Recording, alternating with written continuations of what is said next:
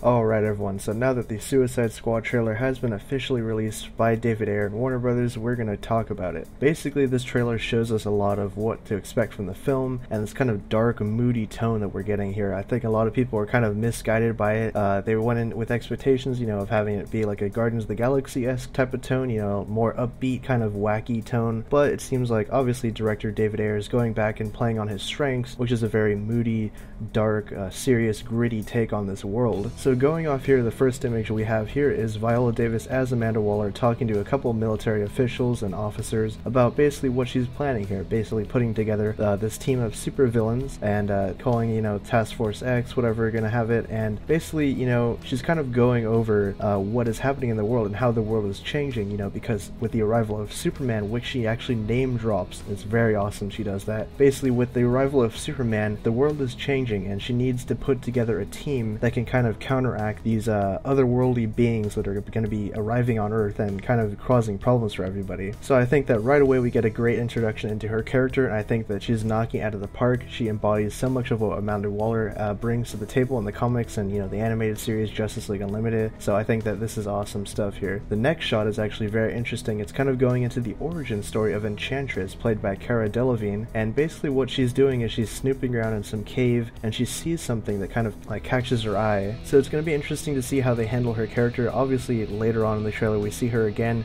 bathing in some dark bathtub with a symbol behind her, so it's really interesting. Probably gonna, I think that Enchantress is one of these main characters of the film. That's why we haven't really seen her a lot in the set photos and stuff, because they're kind of keeping that secret. I think that there was a rumor back then that Lex Luthor would actually cameo in the film because he's the one that's transporting Cara Delevingne, the Enchantress character, because they're referring to her as this secret weapon because of her magic abilities. And the Suicide Squad is meant to kind of make sure that the deal goes through. So it'll be interesting to see how she gets her powers and what her power set is. If it's actually, magic based and arcane based and all that kind of stuff. So yeah, that's awesome. The next shot here is obviously the first introduction of Harley Quinn. She's in her cage within a giant maximum security prison. So very high tech stuff going on here to obviously lock up her crazy self. Interesting to note here because a lot of this trailer is played over by operatic tunes and this kind of mellow music that's very moody, that sets a great mood up for the trailer and the tone of the film. And it's kind of interesting to see Harley Quinn kind of doing this gymnastics within her cage here. It's reflective of her character. It's kind of wacky, zany. She just does whatever she wants. She's kind of a free bird type of character. The next shot here is very Hannibal Lecter-esque, and it's Killer Croc being transported. And I made a joke earlier. It was like kind of a reference to Bane. Why does he wear the mask? Someone should ask him that. But yeah, this is Killer Croc being transported by what it looks to be, the Suicide Squad, Belle Reeves prison guards.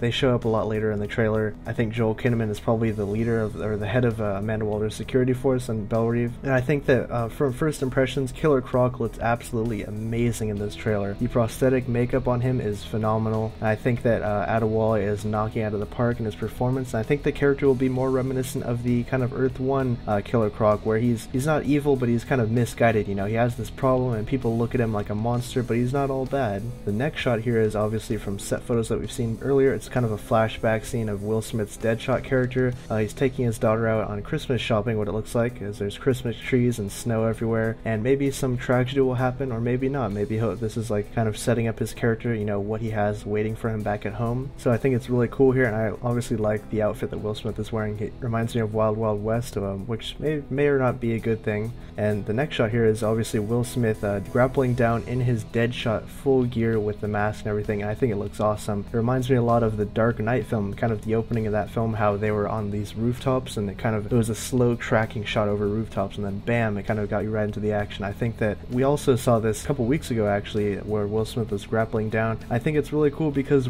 it's actually Will Smith in the suit. It's not like a stunt double or anything. He's doing his own stunt with the helmet on too. A man of his caliber and that star power wearing a helmet in the movie. That's pretty awesome. The next frame here that we have is the full Suicide Squad walking down an alleyway or a street in Toronto where they're filming right now, and it's really awesome because we get to see our first look at the team working together, kind of working in a line with the rest of Amanda Waller's security forces and Joel Kinnaman's Rick Flag and Scott Eastwood as his executive officer. So that's really cool. We get our first glimpse of Katana in the trailer here and Captain Boomerang, which look awesome by the way. Moving on here, we get a closer profile shot of Harley Quinn pulling off a very Harley-esque move where she's kind of pretending her baseball bat is a shotgun, and Killer Croc's looking at her like, you know, what are you doing here? So I think it's awesome that the characters have their own kind of nuances. You know, Harley Quinn has this thing where she's just so crazy she has to get it off her chest, and everyone else looks at her like, you know, what's up with that chick? She's like all weird and psycho. But I think it's really cool, and Harley Quinn looks awesome in the movie, and it's cool that her baseball bat is personalized with Good Night written on it and all the kinds of other stuff all over it. Now the next frame here is actually the very first look at Jared Leto's Joker and Jim Parrick as his handler Frost from the graphic novel Joker by Brian Azzarello. Now this is really cool because we get to see the Joker. I think the scenes takes place later on in the film because, as you can tell, he's looking more like a Joker here. He's got his full white makeup on, his red lips, green hair, and the makeup looks spot on. You know, it doesn't look all faded and anything. It looks like he just put it on right now, and he's got a very large purple overcoat, which also reminds me of kind of the Arkham Origins Joker. He had that really big purple trench coat like uniform on, and I think that Jared Leto looks awesome here. And I think that this also is a callback to another shot in the trailer where these guys are trying to shoot up the Suicide Squad, and they've got like a panda mask on, a Batman mask, so that's pretty cool. Moving on here, we got like one of the money shots of the trailer, Batman on the roof of Joker's